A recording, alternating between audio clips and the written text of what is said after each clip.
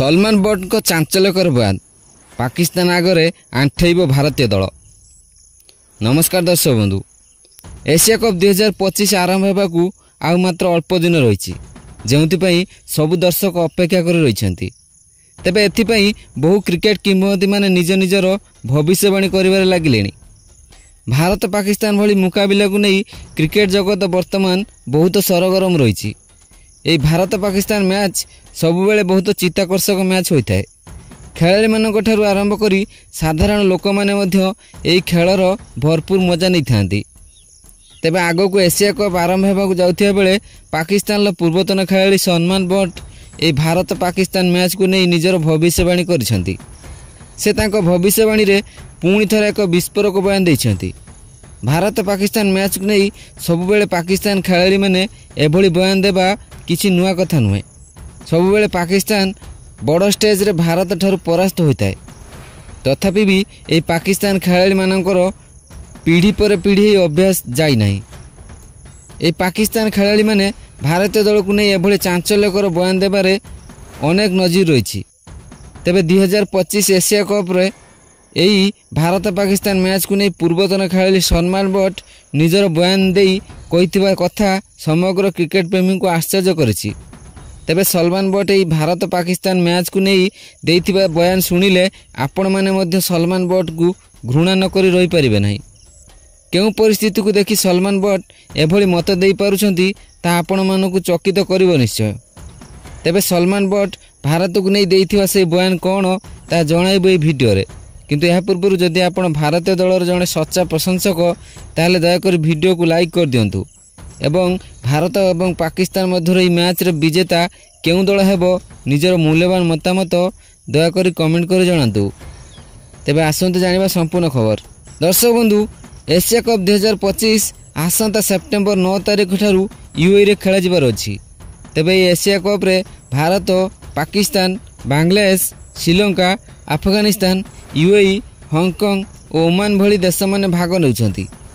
तेबे Asia cup 2025 रो दावेदार कहबाकू गले भारत एही सब दल मध्यरु सबुठु आगरे रहिबो। एशिया कप रो प्रथम मैच रे आयोजक यूएई सहित ओमान लो मैच 9 तारिख दिन अनुष्ठित हेबो।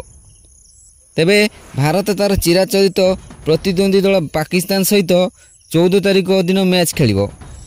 भारत तार प्रथम मैच यूएई विरुद्ध आसंता 10 तारिख रे खेलिबार अछि। भारतीय दल ए पर्यंत पाकिस्तान विरुद्ध मैच को नहीं चिंतित देखा जाउ नाही। किंतु पाकिस्तान खेलाड़ी माने भारत विरुद्ध मैच को नहीं बहुत किछि कहिबार लागिछंती।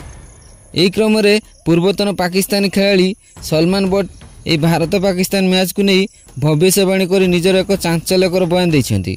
सलमान बट को सही बयान शुणिले आपण माने सलमान बट को घृणा करबा को बाध्य होई जिवे। तेबे सलमान बट पाकिस्तान एक मीडिया आगे निजर बयान देई एभली कहिसेंती।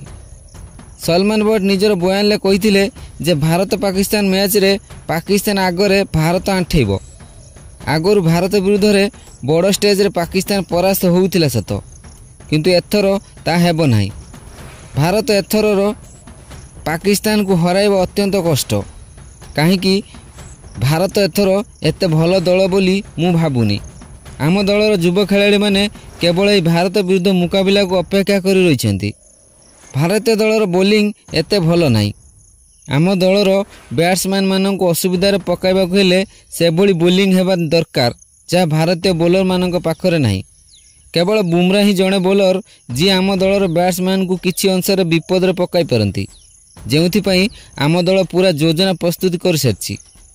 बुमरा पई एथर आम दल रे 4 ରୁ 5 एभली युव खेलाड़ी को सुजोग दियाछि जो माने कि बुमरा को बोलिंग को ध्वंस विध्वंस करी प्रबल प्रहार करिवे।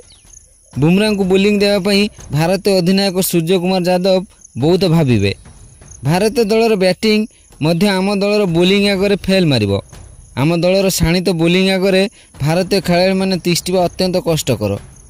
कौनसी भी भारतीय खेलाड़ी आम दलर पेस बोलिंग को खेलिबा अत्यंत कष्टकर होई पड़िबो। एक प्रकार कहबाकू गले भारतीय बैट्समैन माने आम दलर बोलिंग आगे आत्मसमर्पण करिवे। भारत यही 14 सेप्टेम्बर को सबुदिन मन रखिबो। यही 14 सेप्टेम्बर सबु भारतीय दर्शक एवं खेलाड़ी माने केबे मनरु लिभिबो नाही।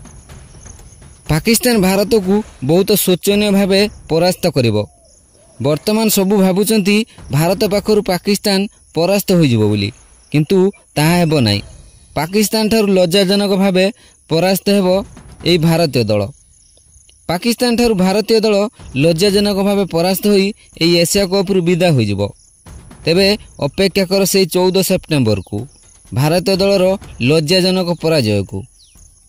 तेबे दर्शक बंधु आपण मानक मतरे सलमान बंड को कहवा अनुसार भारत कौन पाकिस्तान विरुद्ध परास्त होब? दयाकरी निजर मूल्यवान मतामत कमेंट कर जणातु।